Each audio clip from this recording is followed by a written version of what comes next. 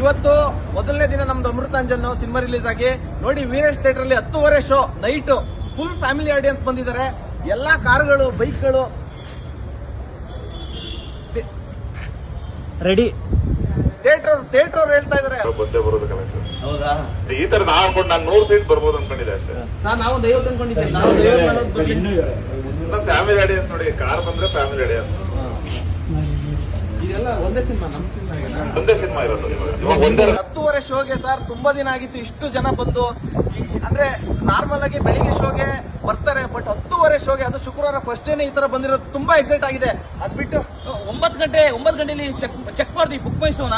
ಒಂದು 30-40 ticket book ಆಗಿತ್ತು. ಬಂದು ನೋಡಿದ್ರೆ ಕಾರ್ಗಳೆಲ್ಲ ನಿಂತ್ಬಿಟ್ಟಿದಾವೆ. ಮತ್ತೆ ವೈಷ್ಣವಿ ವೈಭವಿ 10:30 ಶೋ ಅಲ್ಲಿ ಉತ್ರಳ್ಳಿ ದೂರ, ಅಲ್ಲೂ ಸಹ 70% ಫುಲ್ ಆಗಿದೆ.